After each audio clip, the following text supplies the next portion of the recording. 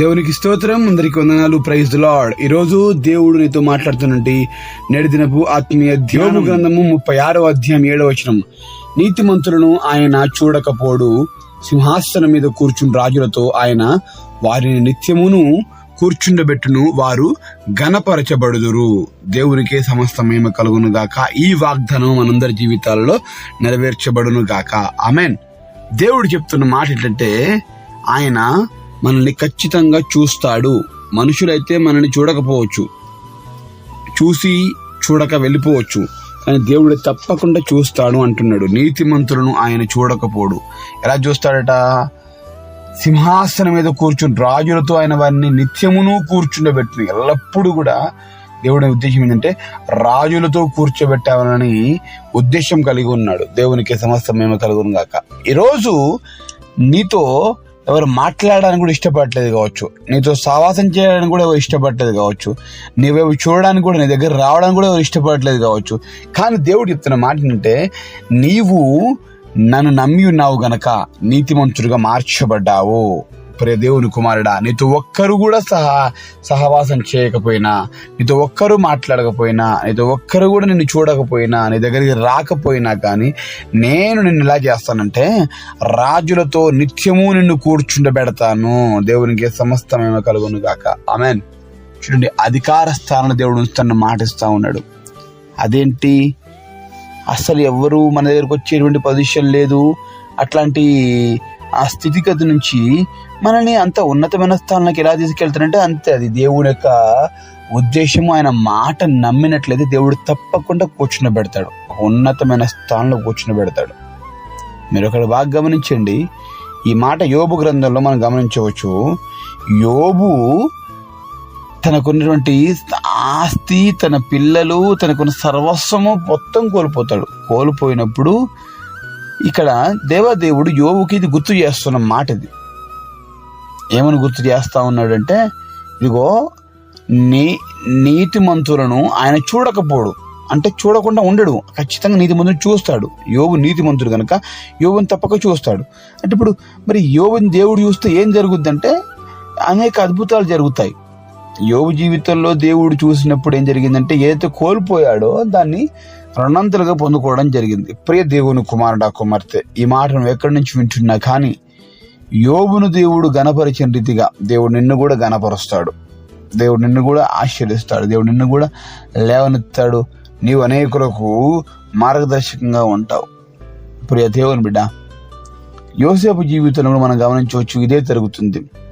తనందరూ పక్కన పెడతారు, తనందరూ సమస్యలోకి నెట్టివేస్తారు, కష్టం పాలవుతాడు. దూరుగాని ఊరు, దేశం కానీ దేశం పోతాడు. అక్కడ పరాయ దేశంలో ఉంటాడు. తల్లి, తండ్రి, అన్నలు, ఎవ్వరు, బంధుమిత్రులు, స్నేహితులు, తోడబెట్టిన ఎవ్వరు ఉండరు. అక్కడ నా అని అన్నవారు, తిన్నవా, పడుకున్నవా, బాగున్నవా అనడానికి కూడా ఒక్కరు కూడా యోసేపుకు నాదుడే లేడు. మరి అలాంటి స్థితిలో దేవుడు యోసేపు నిలబెట్టాడు. ఎవ్వరు ఆయన చూసినా చూడకపోయినా కానీ దేవుడు ఆయన చూశాడు. యోసేపు కష్టంలో ఉన్నప్పుడు తండ్రి చూడలా, తల్లి చూడలే, అన్నలు చూడలేదు, అక్కడ ఉన్నటువంటి ఈ ఊరు, ఆ దేశం వారు చూడలేదు. కానీ యోసేపుని ఎవరు చూశారు? దేవుడు చూశాడు. ఒక రాజు స్థానంలో కూర్చునిపెట్టలేదా? పెట్టాడు. అంత మాత్రం యోబు కష్టాల్లో ఉన్నప్పుడు, శ్రమల్లో ఉన్నప్పుడు ఎవరు చూశారు? స్నేహితులు చూసారా? చూశారు, కానీ అనేక మాట్లాడినారు. భార్య చూసిందా? చూసింది, కానీ అనేక మాట్లాడినది. ఊరు వాళ్ళు చూడలేదు, చూసే ఉంటారు ఖచ్చితంగా, కానీ అనేక ఎందుకు కుక్కలు ఒక మాట, కానీ దేవుడు చూశాడు. దేవుడు అద్భుతం చేశాడు. ఈరోజు నువ్వు ఎక్కడి నుంచి మాట ఉంటున్నా కానీ, నీ ఒంటరితనంతో ఉన్నావా, కుమిలిపోతున్నావా, నిందల మధ్యలో, అవమానం మధ్యలో, కష్టాల సమస్యలో ఉన్నవా, యోబును దేవుడు నిలబెట్టినదిగా, యోసేపును దేవుడు నిలబెట్టినదిగా ఖచ్చితంగా నేను దేవుడు నిలబెడతాడు. రాజులతో కూర్చుండబెడతాడు, అధికారులతో కూర్చుండబెడతాడు.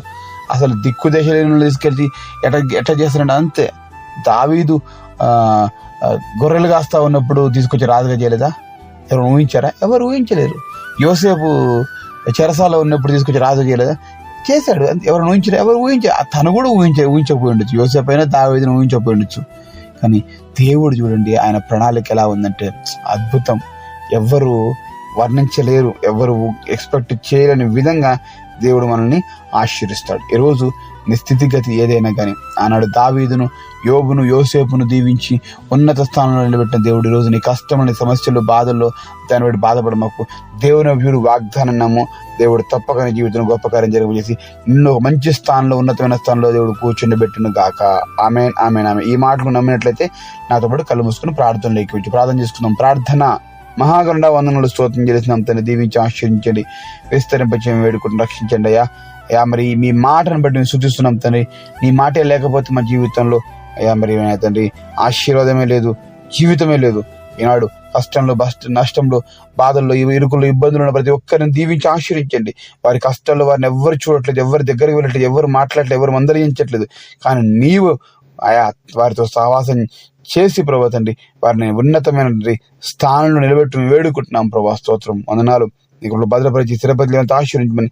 ఎవరు కూడా వారితో సహవాసం చేయడానికి ఇష్టపడకపోయినా నీవు ప్రేమించి, కనుగరించి ఉన్నతమైన స్థితిలోకి తీసుకెళ్లి దేవుడిని నామని సూచిస్తూ గణపరుస్తూ మమ్మల్ని తగ్గించి మేము వచ్చేసి ఈ వాగ్దానం మా జీవితం నెరవేర్చినట్టుగా సహాయం చేయమని కృతజ్ఞతలతో అడిగి వేడుకొని పొందుకుంటున్నాం మా ప్రియా పరలోకమైన తండ్రి. Amen, amen. దేవునికి స్తోత్రం. అందరికీ నా హృదయపూర్వక వందనాలు. Praise the lord.